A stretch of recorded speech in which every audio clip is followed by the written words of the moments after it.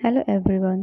Today I'm gonna discuss about the one of the most important topic of the mental health nursing, that is members of mental health team. एक mental health team जो होता है, जो mental patient को treat करने में, उसमें कौन कौन सा पर्सन या प्रोफेशन का ज़रूरत है, आज उसके बारे में हम डिस्कस करेंगे। तो सबसे पहले आता है साइकियाट्रिस्ट और psychiatric nurse, clinical psychologist, psychiatric social worker, an occupational therapist, or pharmacist and dietitian और काउंसलर। मेंटल हेल्थ टीम में ये 7 जन का होना बहुत ज़रूरी है। तो अभी हम एक एक करके सबके बारे में डिस्कस करेंगे और फिर पता लगाएंगे कि इनका काम क्या क्या होता है। तो सबसे पहले आता है साइकियाट्रिस्ट।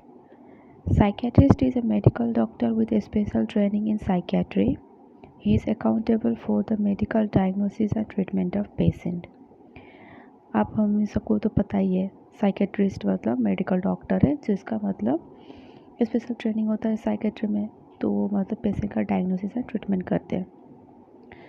तो साइकेट्रिस्ट का मेन फंक्शन क्या है? Admitting patient into acute care setting, admit हो जाता है पेशेंट, फिर administer ECT, electroconvulsive therapy.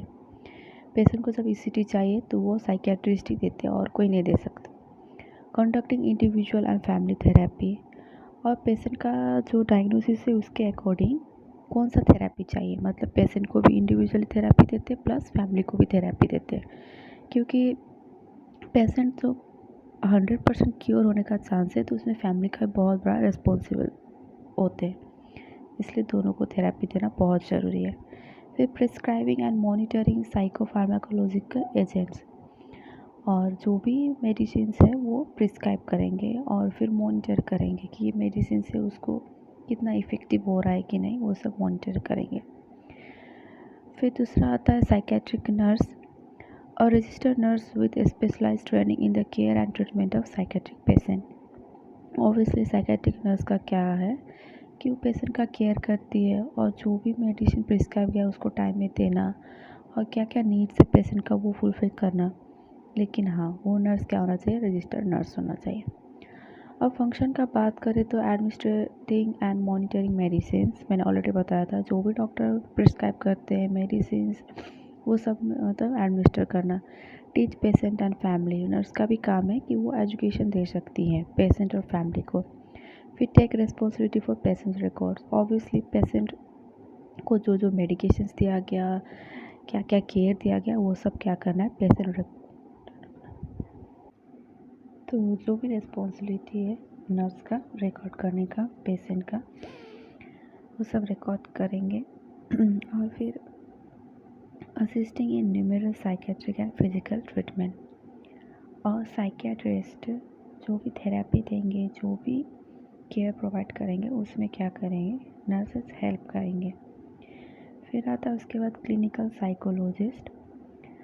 Clinical psychologist करने के लिए क्या क्राइटेरिया होना चाहिए? तो मास्टर डिग्री इन साइकोलॉजी और PhD in clinical psychology with specialised training in mental health setting.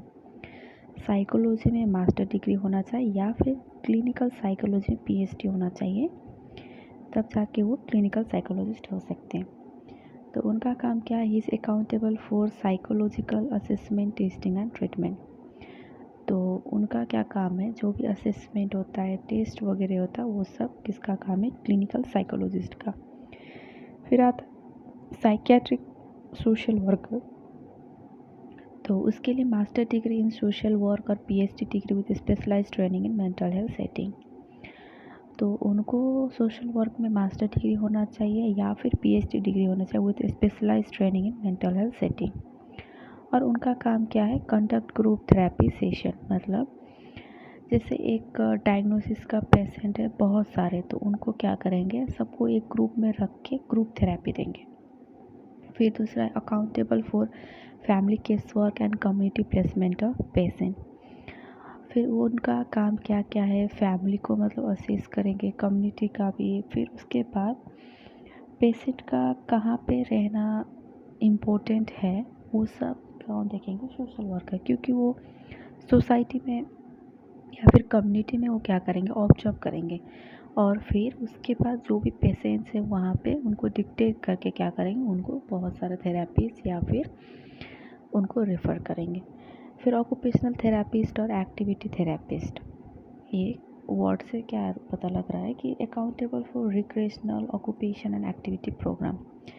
जैसे साइकेट्रिक पेशेंट है तो उनको क्या करते हैं, जब वो केयर में होते हैं तो उस टाइम उनको क्या करते हैं? बहुत सारे ऑक्यूपेशंस काम में भी रख देते हैं। फिर उनके थ्रू क्या होता है? उनको अर्निंग भी होता है। जैसे कुछ काम होता है, जैसे कुछ भी काम हो जो वो देते हैं तो साथ साथ क्या होता है? केयर भी मिलता है उनको, ट्रीटमेंट भी मिलता है, फिर और काम भी मिलता है। फिर दूसरा है assist the patient to gain skills and help them cope more effectively to gain. फिर वो असिस्ट करेंगे पेशेंट को बहुत सारा स्किल्स डेवलप करने के लिए, जो उनको क्या करे? हेल्प करे वो डिजीज से या डायग्नोसिस जो भी है उनसे क्या करे? वो कॉप अप कर सके।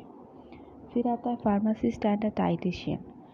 फार्मासिस्ट का काम क्या है? Provide medications according to prescription of a psychiatrist. Pharmacist क्या करेंगे? जो भी प्रेस्क्रिप्शन किया है डॉक्टर ने वो सारा मेडिकेशन प्रोवाइड करेंगे। और डाइटिशियन का तो पता ही है कि पेशेंट का डायग्नोसिस के अनुसार क्या करेंगे? उनको थेरापेटिक डाइट प्रोवाइड करेंगे। फिर उसका बाद आता है काउंसलर। काउंसलर का काम क्या है? Provide basic supportive counselling and assist in psycho educational recreational activities. उसका बेसिक काम क्या है? वो काउंसलिंग में सपोर्ट करते हैं और फिर जो एजुकेशन होता है और रिक्रिएशनल एक्टिविटीज़ वो सारी चीज़ में असिस्ट करते हैं। आई होप आपको वीडियो अच्छा लगा होगा। इफ़ लगा है तो please do like share and subscribe. आपको बस ये 7 पॉइंट याद रखना है कि मेंटल हेल्थ टीम में कौन कौन होता है, उनका काम क्या है और उनका क्वालिफ़िकेशन क्या होना चाहिए, बस इतना रखना है। इतना लिखने से वही मोस्टली 5 मार्क्स में आता ही आता है। Psychiatrist, psychiatric nurse, clinical psychologist, psychiatric social worker, occupational therapist, pharmacist and dietitian, counselor. Thank you for watching.